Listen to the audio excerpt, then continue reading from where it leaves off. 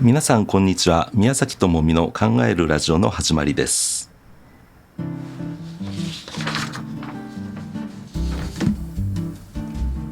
今日は経済ジャーナリストの井上久夫さんにお越しいただいています。自動車産業の構造転換についてお話していただきます。井上さん、どうぞよろしくお願いします。よろしくお願いします。この番組は秋葉原第一スタジオからお届けしています。井上さん、自動車産業の決算も出揃いまして、各社業績、いろいろ良かった点悪かった点とありましたけども、自動車産業、その決算から見て、どうでしょうか。自動車産業の現在地というところを教えてください。終わった期ですね、26年3月期、25年度はもうこれいろんなところで報道されているように、いわゆるトランプ関税の影響で大きな減益要因が出ていたというのが、アメリカで事業をやってる日本の自動車メーカーに対してですね、大きな影響を与えたということなんですね。それと27年3月期、だから今これ始まった26年度はやはり中近東情勢の影響がどういう形で出るのかということで、例えばトヨタ自動車であればですね、中近東情勢の影響で6700億円のマイナス要因が出るという予想を立ててるんですね。そういうことで、その中近東での販売が落ち込むということやですね、あとナフサの価格が上がるというか、石油由来のですね、原材料のコストが上がるということで、そこで自動車の原価がですね上がってくるのではないかというような影響をですね、各社織り込み始めたというのが、25年度26年度の決算の結果と見通しの総括っていう感じですかね。なるほど。個別でいきますと、そのトヨタはそういう6700億という減益要因を見込んでいるということですけども、各社ともやはり苦しい展開になりそうだと、今走っている気はなりそうだと。そうですね。ただその25年度がトランプ関税の影響で苦しめられたんですけども、その26年度はですね、その影響が緩和されるということで、25年度より、業績がですね良くなる見通しの会社もありますが、例えばトヨタ自動車なんかは例えば27年3月期は3兆円の営業利益を予想してるんですけども、3兆7662億から、落ちるわけで、7662億減る見通しをかけて立ててるんですね。それはやはり中近東情勢のですね影響というのがですね、やっぱり大きいのかなというふうに、大きいというふうに言っていいと思います。なるほど。その他のメーカーについてはいかがでしょうか。それちょっと言うの忘れたんですが、例えばスズキの業績がいいんですね。あとこれはやはりスズキというのはやはりアメリカは事実上撤退しているのと、今非常に競争が激しくなった中国もですね、事実上撤退しているようなものですから、その自動車大国、いわゆる世界一位のマーケットは中国ですよね。2位がアメリカ、そこで商売をやってなくて、かつ今3位の自動車市場であるインドで圧倒的なシェアを持っているので、そこで、稼ぐというような構図になってますので、やはりスズキの業績はですねいいと。でインド自体がですねやっぱり販売が伸びてましてですね、でかつ中国車が入ってきてないというようなことで、今スズキがそこでしっかり稼げるというようなですね構図になっているということで、スズキの業績はいいわけですね。なるほど。インドに強力な基盤をもうすでに構築してきた、構築済みであるということ。それは加えて今そのアメリカ、中国のちょっと揺れ動いている部分に影響されないマーケットであるということで、いい業績を獲得できたということですかね。そうですね。それとこの26年度について、その決算について一つ言うのは忘れたんですが、その中国が非常に販売が過当競争になってて、かつてのように伸びや収益が期待できないということや、アメリカも不安定要素がですね、いっぱいあるということで、米中以外の市場をその各社とも開拓しようということで、その一つとして日本市場をもう一回強化しようというような動きが出てて、かつですね、やはりその中近東も販売を増やしていきたいというメーカーはですね、あったんですけども、じゃあ今回のその情勢によってですね、中近東で増やすっていうのはですね、ちょっとここは無理なのかなというので、そのアメリカや中国以外で稼ぐ地域をもっと見つけようというので、ちょっと目論見が狂ったという部分はあると思います。なるほど。中近東情勢、これはちょっと先行きについては、不透明なところが多すぎてちょっと振れ幅が大きいかなというところで、今の、緊張関係が解ければですね、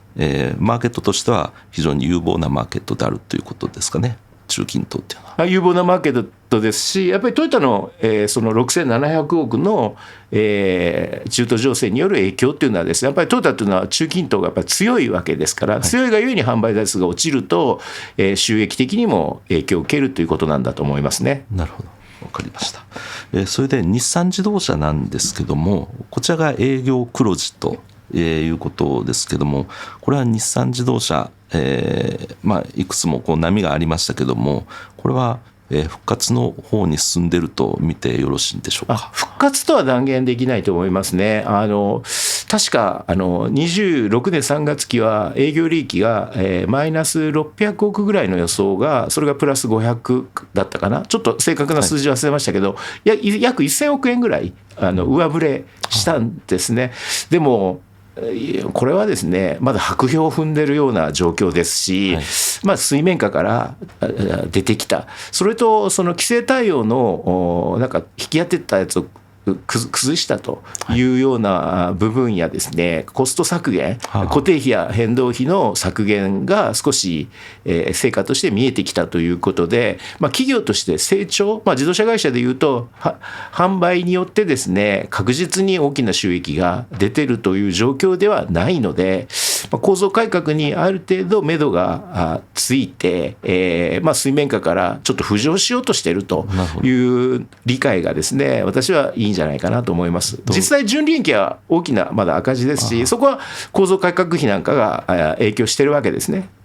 リストラが順調に進んで、一定の成果を得ているという、そういう段階ですかね。リストラクチャリングの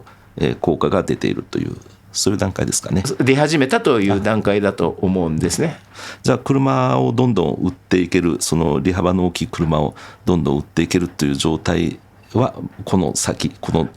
ということでしょうか。で、最近日産あまり新車ここ数年なかったんですけど、例えば日本市場においては今年の夏からエルグランドという大型ミニバンを十数年ぶりにフルモデルチェンジするわけですね。国内なんかはこういう商品を入れてきますし、日本名でエクストレイル SUV、 アメリカではローグっていう名で売ってますけど、そういうものの新車が出てくるわけで、特にエクストレイルローグはですね、日産の収益を支える車ですから、そういう車が着実にこう売れるのかということですね。これからそういう車が出て着実に売れればですね、回復していくだろうと私は推測しています。特にこの部品点数を減らすとかですね、部品の種類を変えてコストをですね、落とすっていうようなことを、その変動費改革の大きな目玉としてやってるんですけど、それってですね、やっぱり台数が出て初めて効果が出るんですね。簡単に言うと1個10円の部品を使ってたと。でそれをいろんな知恵を使って工夫して1個8円にしましたと言ってもですね、それは2円マイナスになっただけど、これは台数が出ることによってそのマイナス2円の効果が出てくるわけであってですね、そういう意味で売れないと変動費もですね、変動費削減も効いてこないということですね。なるほど、損益分岐点をうまくこう下げることはできたと。下げることは、下げているということで、でここから台数をかけていかないと、実際の収益には結びついていかないということで。そうですね。日産のエスピノーサ社長はですね、これは通訳がこういう訳し方をしてますね。今日産は門構えを見直すんだと。ですから、販売がですね、今300数十万台あると思うんですけど、250万台でも利益が出る会社にするっていうのは、まあ損益分岐台数をですね、まあ、下げるということなんですね。なるほど。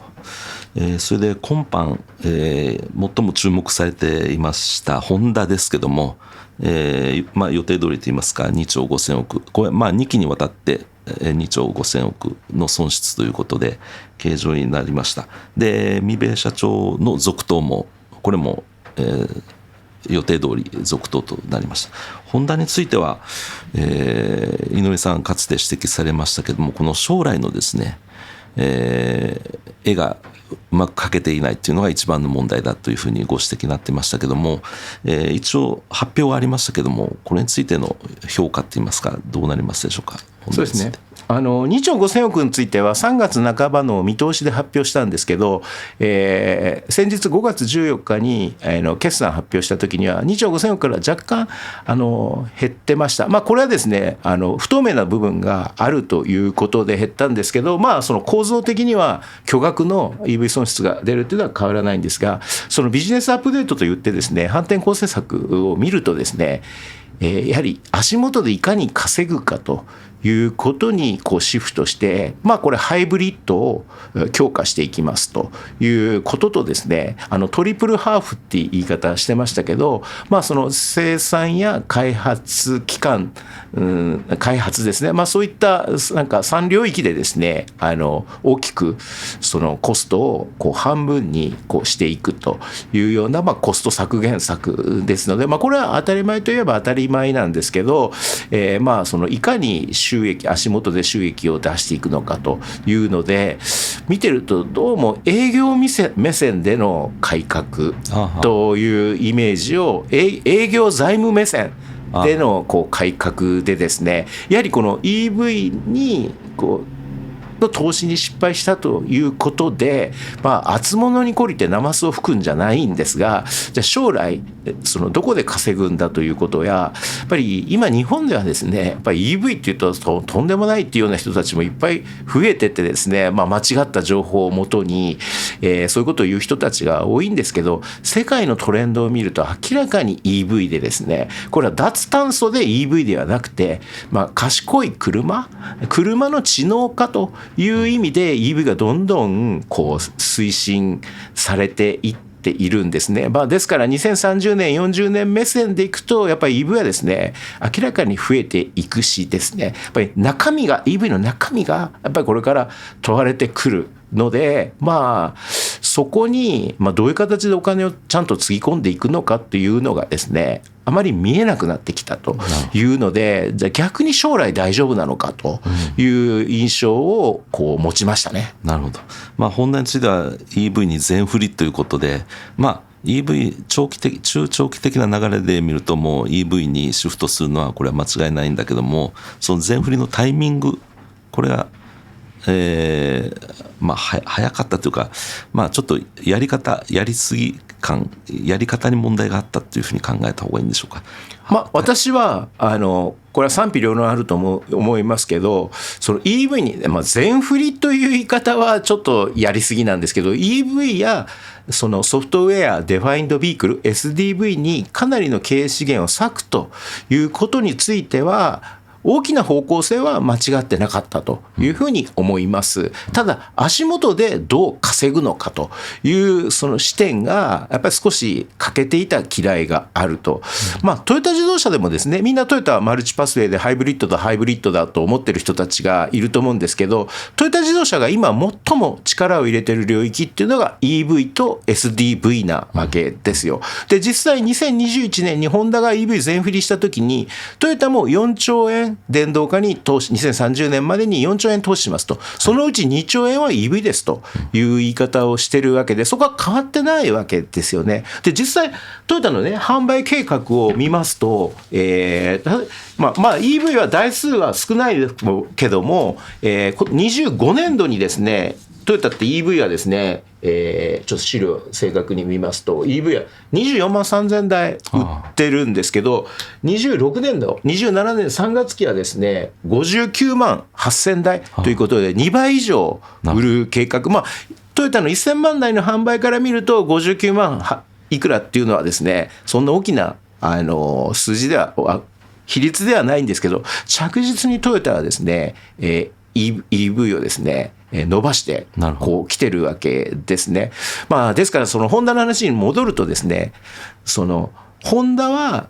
これからの流れやその流れの背景にはもう一つ規制があったわけですね。アメリカで環境規制が厳しくなると、そういう大きな流れや規制をやっぱり見過ぎてた部分があって、現実のマーケットへの対応が少し緩かったと。でトヨタは現実と規制、将来両天秤というかですね、両方見ながらやってたという点で、まあ、大きなですね被害を被ってないと。そしてまあホンダのビジネスアップデートの話に戻ると、ですからホンダはそれを反省して、今度は現実路線ばっかりを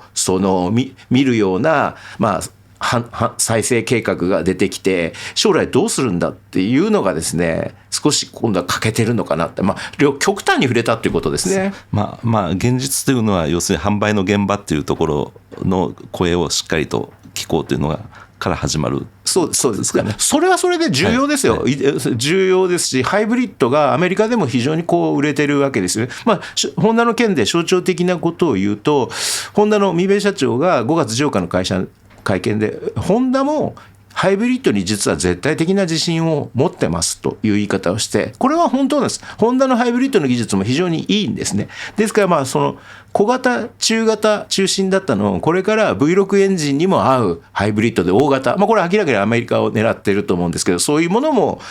力を入れてるっていうのは、これは現実路線なんですよね。繰り返しますけど、はい、じゃあ将来、はい、その EV、SDV になった時、じゃあどういう形でホンダ対処するんですかっていうのが今回欠けてるのかなと。そうですね。ですからまあ EV 全振りの反省ということで、じゃあ EV やめるのかというと、そういうわけではないわけですからね。そうですね。だからどういうふうにホンダは EV を処していくのかっていうところ、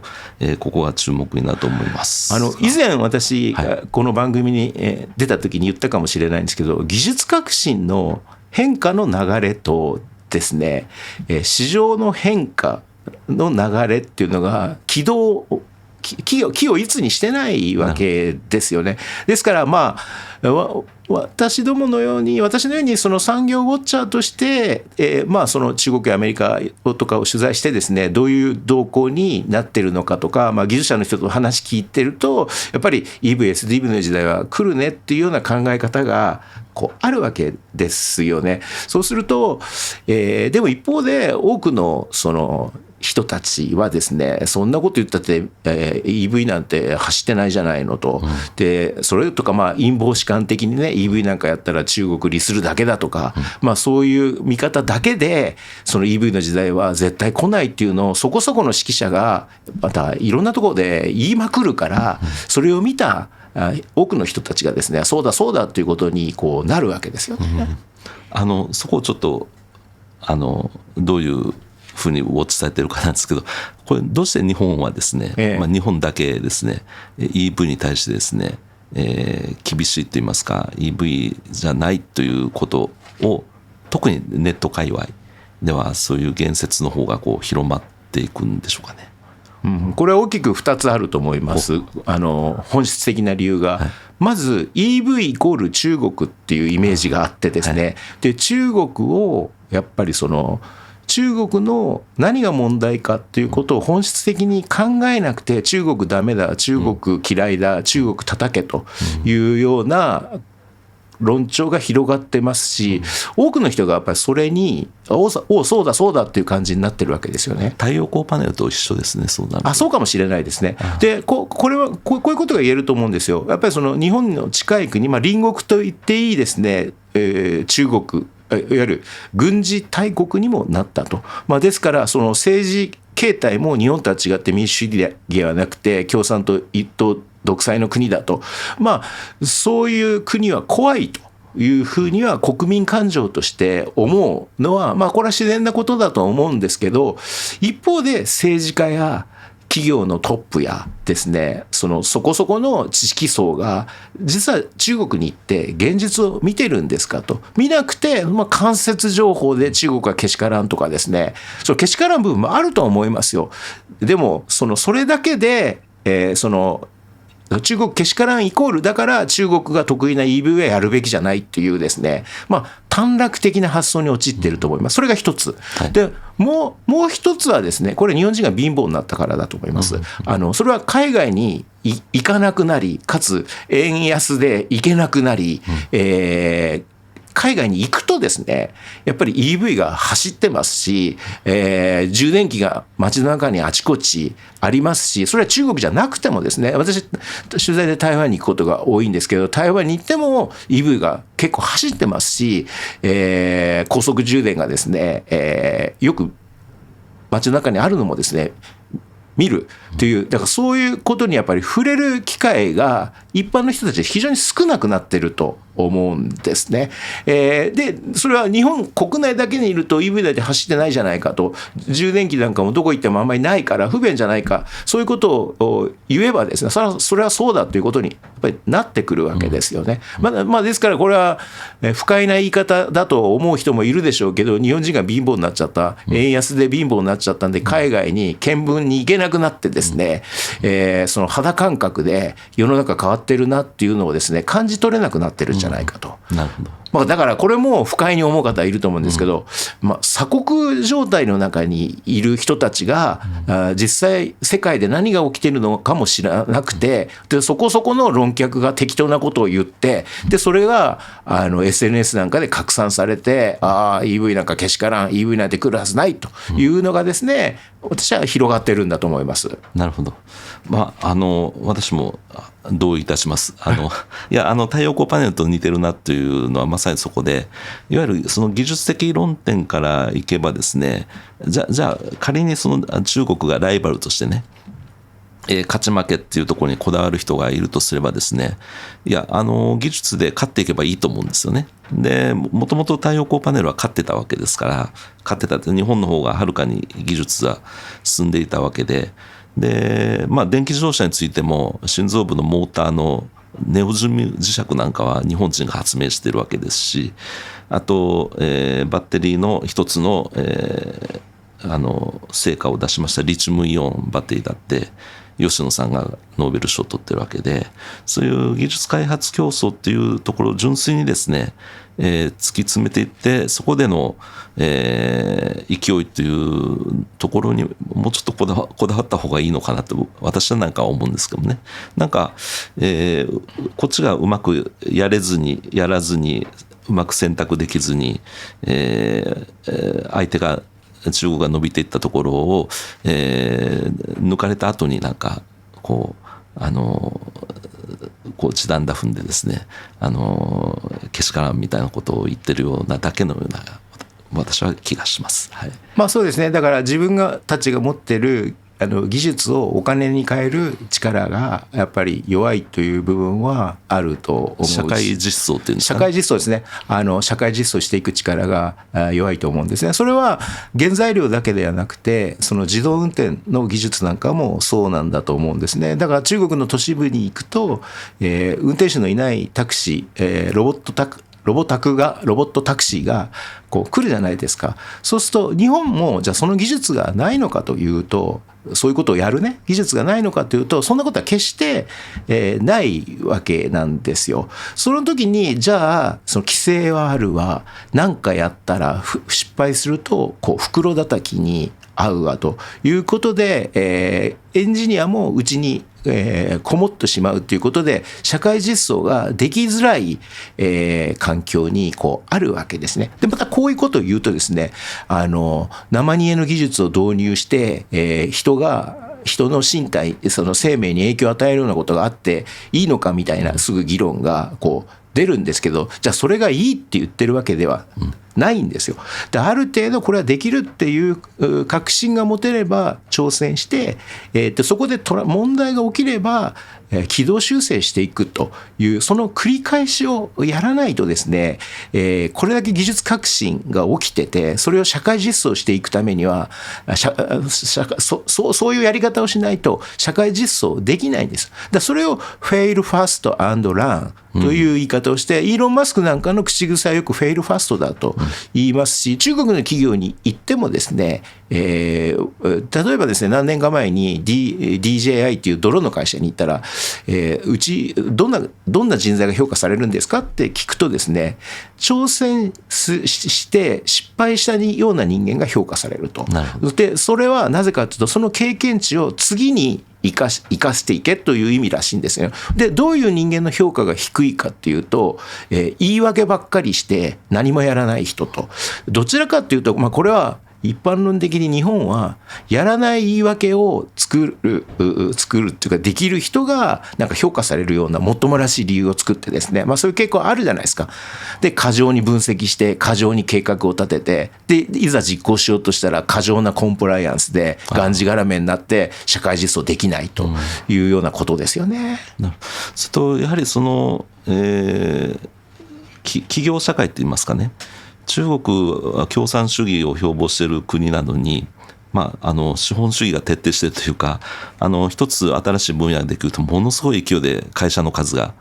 増えて、激しい競争の末、いっぱいウゴのタケノコのようにその分野で会社が立ち上がって、で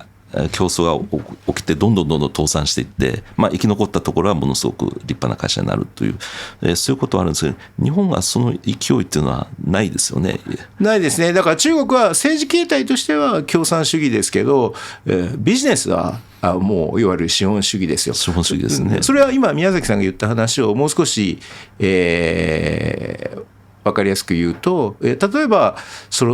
これからは、例えば自動車だっていう時には国がいっぱい補助金を出したりしてですね、いろんな自動車メーカーができるわけですよ。例えば EV がそうですよ。これから EV の時代だということ、電池の時代だというと、国がいっぱい補助をして、ウゴのタケノコのようにいっぱい企業ができるわけですよね。それで淘汰されると、例えば EV について日本でも報じられると、中国での EV がすごいすごいって言ってるけど、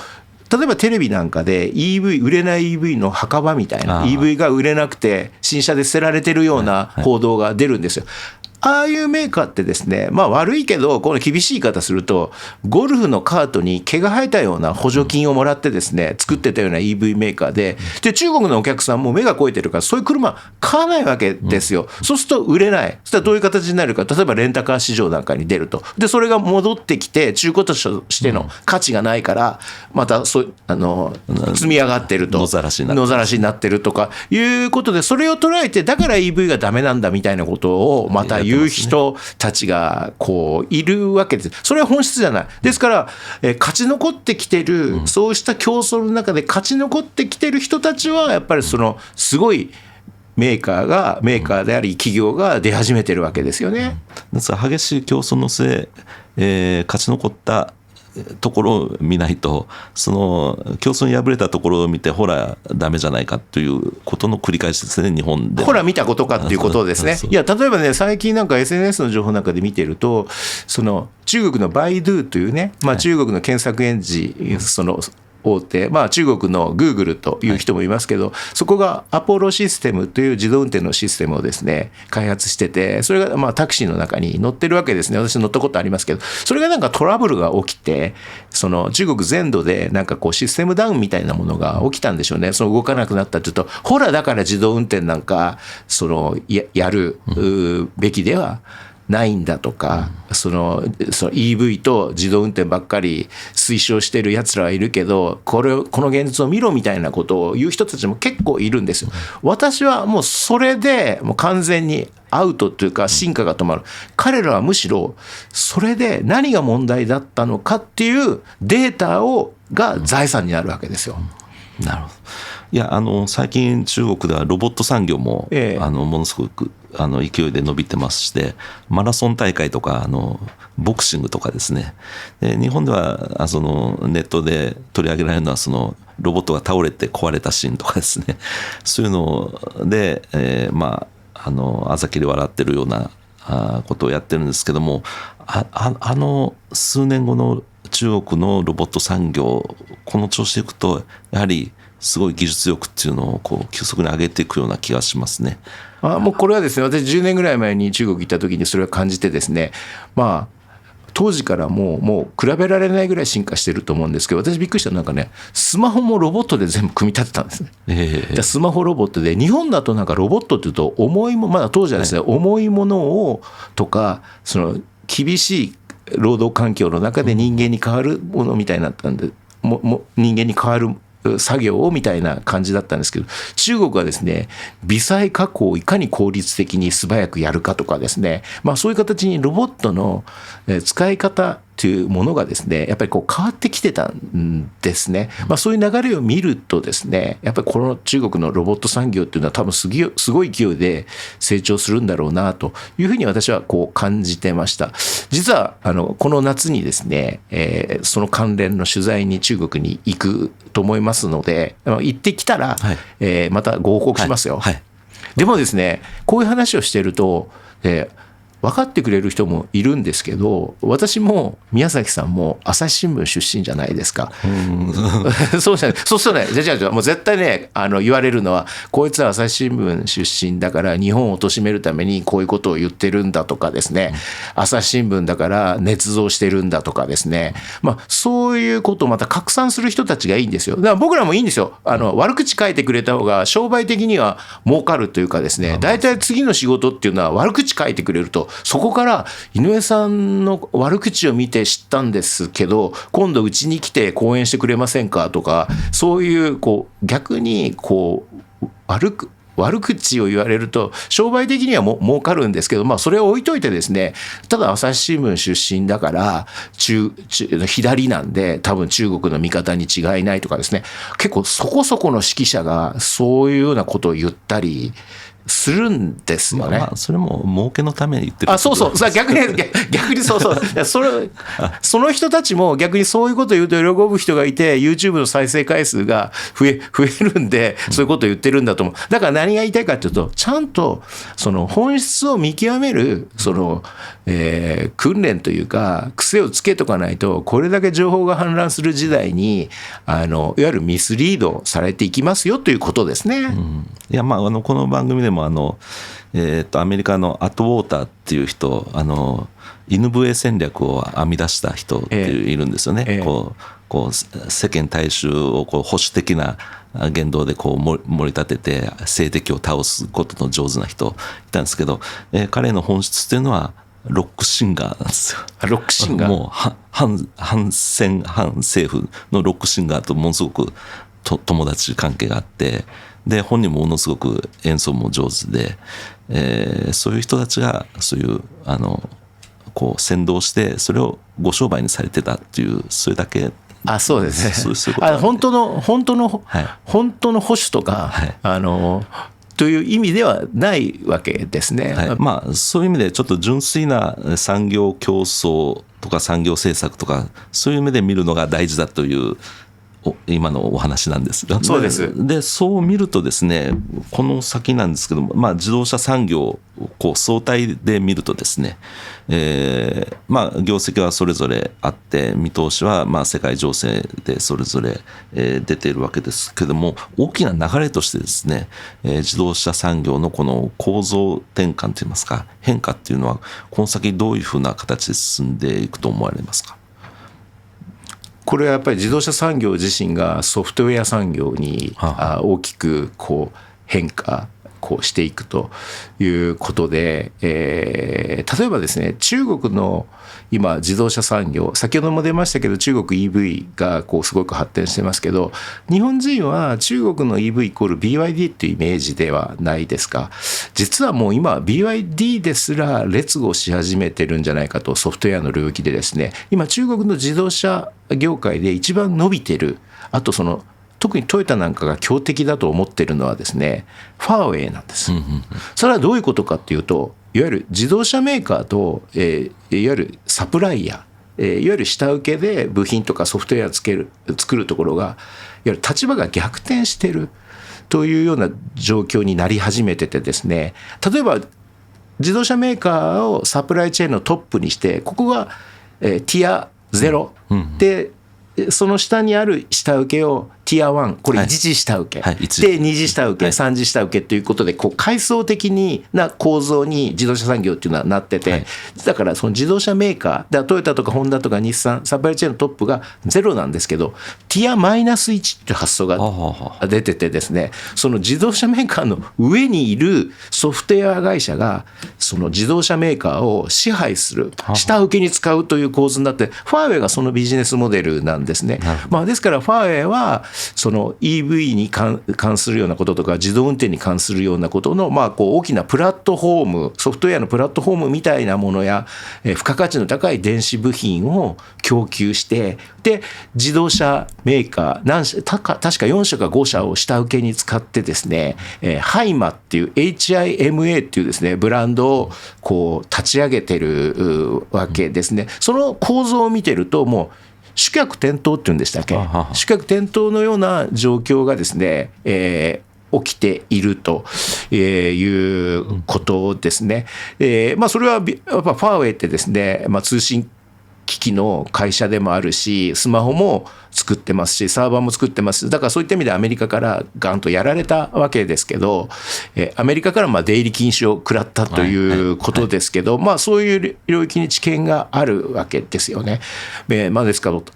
その最近参入したんですけども、瞬く間に売上高が日本円で1兆円ぐらいになってですね、やっぱりファーウェイがやっぱり最も中国で勢いのある自動車関連企業だという見方をしている専門家は多いですね。ですから BYD も勝てないんではないかと。ですからトヨタはその辺は賢いですから、今年3月に中国で発表した中国市場専用モデルの EV はですね、ファーウェイの車載 OS を採用したということを発表しましたし、日産自動車も先日決算の時にこれからどういう車を出していくのかということで、中国ではファーウェイの車載 OS を採用するというような言い方をしてますね。なるほど。 車載 OS についてはトヨタ独自開発もしてるわけですね。ですね、アリーンっていう独自開発もしてますけどね。ただ中国市場で売る EV についてはもう中国のファーウェイのを使うという、そういうこれから使い始めたということですね。全部じゃないですけど、使っていくということですね。そうですね。なるほど。やはりその OS っていうのはやはりその上に来るものだから、電気製品そうですね。ですからやっぱりこう EV イコールパソコンやスマホ的な、スマホって言った方がいいと思います。スマホ的な構造になってきてますから、その OS がやっぱりこの重要で、例えば今まではね、そのエンジンの制御、車体の制御、ブレーキの制御ということでそれぞれが独立して、制御してたんですけど、それをもう一括して、要はその中央制御みたいなイメージですよね。それとかその独立制御してたのが相互に、干渉したりすることによってですね、車の逆に機能性、操縦性やその安全性なんかがこう向上するという言い方を、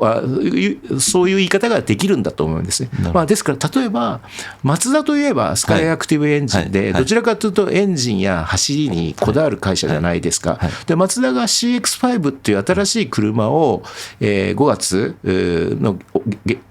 後半から売り出すんですけど、その技術をですね見てると、いわ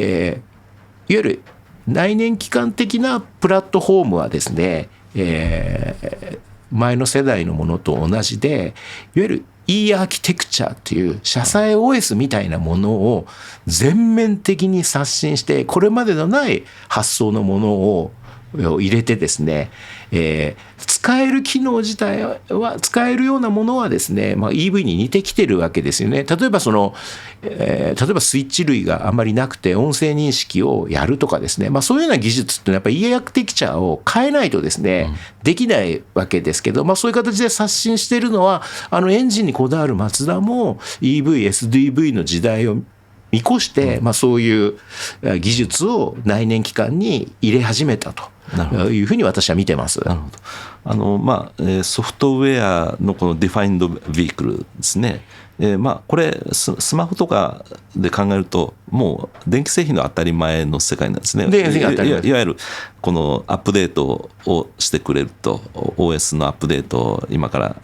夜インストールしますかみたいなのが来て、ですからもう遠隔で全部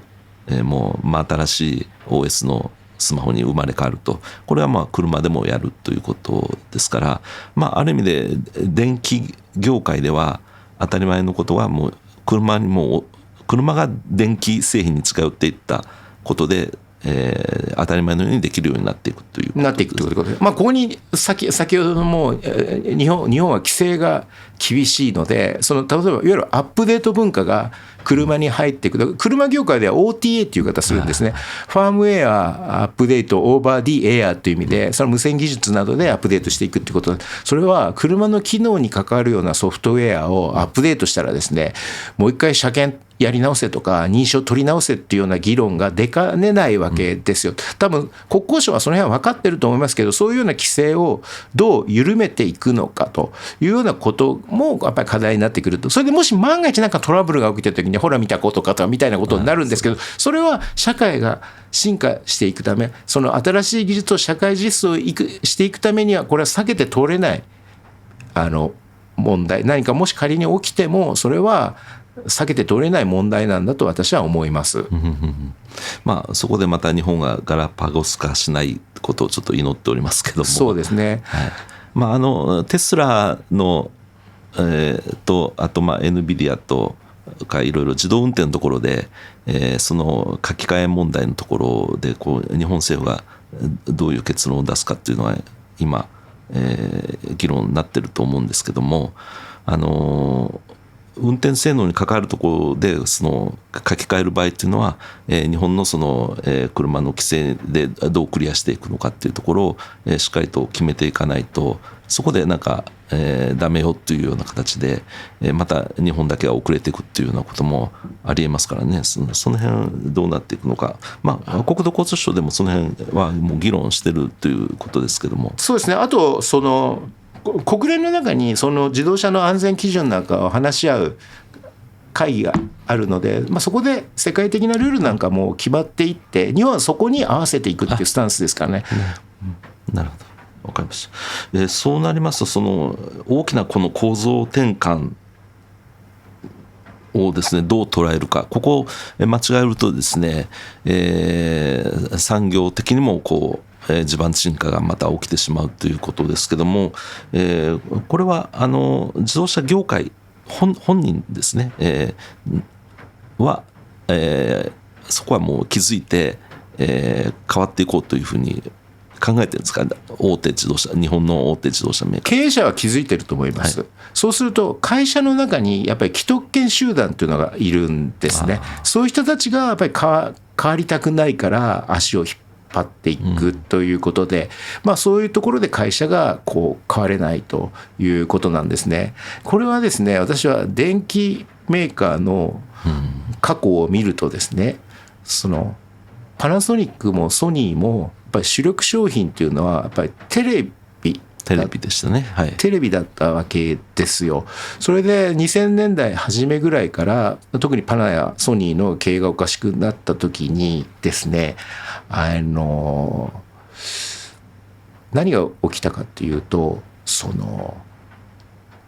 どういう議論が起きたかっていうと、私がいろいろパナが大丈夫かっていう記事を書くとですね、やっぱり当時サムスンなんかが台頭してて、いわゆる当時は日本円高で韓国はウォン安で、ウォン安円高っていうね、競争環境が日本が不利になってて、日本が円安に触れれば、必ずもう一回パナソニックやソニーは復活するんだというようなことを言ってたんですけど、私はそれは違うと思ってたんですね。大きなやっぱ構造転換が来てて、まだ当時はタブレットっていうものはなかったんですけど、やっぱりパソコンとテレビが融合して見る人たちはもう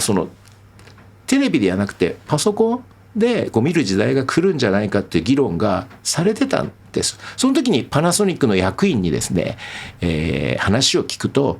井上さん3メートルの文化と30センチの文化は顧客層が違いますって言ったんですね。それはテレビは3メートル離れて見ると、でパソコンは30センチの距離で見るからお客層が違うから一緒になることはないんだということをですね、盛んに説いて、でパナはプラズマに大投資し、でプラズマの形成がおかしくなると、液晶に大投資し、でプラズマは尼崎ですね、こう大工場で、液晶は姫路に大工場を作って、今どっちも跡形もないですよ。そういった意味でこれはいわゆる家電の、一言で言うなら家電のデジタル化っていうのがですね、すごくこう進んでですね、いわゆるそのなんていうかこう利益の出し方がやっぱりビジネスモデルも含めて変わってきたんですよね。その流れにそのパナソニックはついていけなかったから、その大きく低空飛行になっていると。で一方でソニーはその辺をかなり捨てて、入江さんなんかかなり批判されましたし、その後のストリンガーさんなんかも批判されましたけど、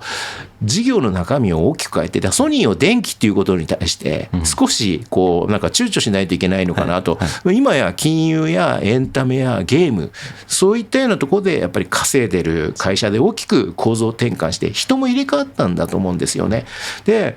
例えばじゃあソニーは多分そういう話は知ってる人がいると思うんですけど、三菱電機、三菱電機なんかはですね、やはりB2C についてはエアコン以外はほとんどやめてですね、やっぱりファクトリーオートメーションだとかですね、そういういわゆるソフトウェア領域 B2B のソフトウェア領域、社会インフラだとかですね、そういうところに、集中していったわけですよね。いわゆる選択と集中にしてよって、で日立も同じことが言えるじゃないですか。この間もう家電事業をその家電量販の小島に売却するっていうようなことがこう発表されまして、で日立もDX や社会インフラ、そういったところにこう集中していくっていうことで、会社の名前は変わってないですけど、事業構造や中で働いている人たち、血が大きく入れ替わったことによって会社がやっぱり生まれ変わったんだと思うんですね。富士通も変わりましたね。そうかもしれない。もうソリューション会社になっちゃいまして、ね、そうです。ですからね、じゃあそういうのがもう株価に影響が出ててですね、例えば日立製作所ってですね、今時価総額、株式の時価総額が約23兆円ぐらいあるんですよ。日産自動車1兆数千億ですよ。ホンダ約6兆ぐらいですよ。でじゃあ、日立はもともと大きな会社でしたけど、じゃあその弱小家電だって言われてたようなですね、その三菱電機がじゃあ今どれぐらい時価総額があるのかっていうとですね、三菱電機も13兆約13兆、13兆ぐらいあって、ホンダの倍あるわけですね。そういった、それはもう繰り返しますけど、事業構造転換を図ってきて収益も出るように、なったから、投資家もその辺を評価してて、株価がやっぱり高くなってるということなんだと思うんですね。ですから私は産業記者としてね、よくもうそのこういう書き方するのはついに慣れてしまって、日本の基幹産業である自動車がとかって書いたりするんですけど、こういうのを見てると、もう自動車って日本の基幹産業って言いにくくなってきてるなってちょっと感じるんですね。そうですね。時価総額というのは、いわゆる会社の規模、実力っていう指標ですからね。そうですね。それは会社の大きなその実力を示す指標だと思います。そういった電気自動車逆転が私はこう起きてると思うんですね。でその国内の基幹産業という意味では、じゃあその国内でどれだけ雇用を維持できてるのかとか、そういうようなことでいうと自動車は大きいんですけど、でも電気の日立にしても三菱電機にしてもですね、やっぱり日本の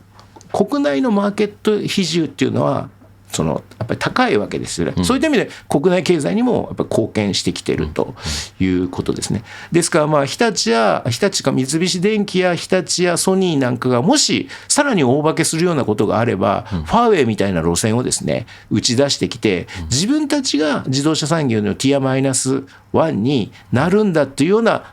大胆なですね戦略を打ち出せばですね、もしかしたら日本もですね変わっていけるチャンスが出るのかな、出てくるのかなっていうふうにはこう思いますね。そこまで大きくドラスティックに変わらなくても、そういう、自動車産業がソフトウェア産業にこう変わっていくというふうになっていけば、やはり日本にも商機はあるのではないかなと思いますね。自動車産業のティアゼロのメーカーたちはもうこれは、マイナス1が現れた時っていうのはもう0の位置にとどまるんでしょうか。その1の位置を取りに行くっていうのはこれは形としてはそれは無理なんでしょう。やっぱり電気産業なんかがマイナス1の位置を狙っていくっていう流れっていうのはやはりそこまで考えているのは日本の自動車メーカーではおそらくトヨタだけだと思います。トヨタは、自分がティアマイナス1になろうという野望があるから、そのアリーンみたいなやつをその自分でやったり、ウーブンバイトヨタ、ああいうプロジェクトをですねこう仕掛けてるっていうのはやっぱりトヨタが、いわゆるソフトウェア産業ですね。トヨタはソフトウェア産業って言い方はしてなくてモビリティ産業っていう言い方をしてますけど、モビリティ産業っていうのは何かっていうことを突き詰めていくとやっぱりソフトウェア領域やサービスの領域がかなり、高まってくるということなんじゃないかなって私は見てます。ちょっと踏み込みますけど、その場合電装っていうのはいりますかいりませんか。電装は私はいると思いますけど、本来であれば昔から言われたようにもしかしたらトヨタは、衰退しても電装は衰退することはないっていうふうに言ってたんですけどね。でも最近の電装の動きを見るとどちらかというとトヨタの方向ばっかりこう見てたので、そういうなんていうんですかね、自分のところはティアマイナス1になろうという野望がこうなかったなんかなくなってきてたように見えるわけですよね。でも、やれる潜在能力はこうあるんじゃないかなと思いますし、電装の最近の動きを見てるといわゆるハードの部分をですねもう徐々にこう外に出したりしようとして、自社がソフトウェア産業として、どういうふうな形で生き残れるのか、いわゆる日本のファーウェイになろうとしているというふうに見てもいいんじゃないかと。ですからそこはトヨタと歩調を合わせながらやっていくんでしょうけど、私はトヨタは自分のところがティアマイナス1になって生き残ろうと思ってるんじゃないかと。その時にティアマイナス1の下請けとして電装を使うっていう構図にはなるかもしれないですね。そういうことですね。なるほど。電気産業にやられっぱなしではないぞと。そうですね、いうことですか。この電気と自動車のことについて一言もう一個付け加えると、やっぱりね自動車っていうのはその1990年代半ば以降グローバル化に成功してですね、で世界でサプライチェーンを構築したんですけど、これはやっぱり平和であることによって成り立つ産業なんですね。これだけ地政学的なリスクが起きてくる、例えば中近東情勢もそうですし、米中対立みたいな世界で分断的なことが起きてくるとですね、それこそサプライチェーンも分断されて、やはり非常に不効率なビジネスになってくると。で政治にもやっぱり規制があるので政治にも影響されるビジネスですと、やっぱりトランプさんのような人が大統領になると、大きくバイデン政権から真逆の政策になってですね打撃を被ってるわけですよね。そういった意味でやっぱりグローバル化の悪い面というかグローバル化のリスクですよね。リスクが出てきてるし、それグローバルにマーケットを取りに行くっていうことは否定できないんですけど、グローバルの在り方が変わってきてると。そういった意味で電気は日本の電気産業はあまりグローバルではなかったと。日本に基軸を置いてたので、今のような地政学的なリスクの影響をですね自動車に比べれば受けにくいっていう状況にあるということで、投資家はそういうリスクも判断して投資をしますから、そういった意味で自動車は株価は下がるけども電気は好調だということなんだと思いますね。その後今後グローバルに打って出る段階で真の力が試されるということですね。電気の方も試されるということなんじゃないかと思いますね。わかりました。じゃあ、ティアマイナス1は誰がその座を射止めるかというところでものすごく、そこのあたりを注目していきたいと思います。今日は自動車メーカーの構造転換について、経済ジャーナリストの井上久夫さんにお話を伺いました。井上さんどうもありがとうございました。どうもありがとうございます。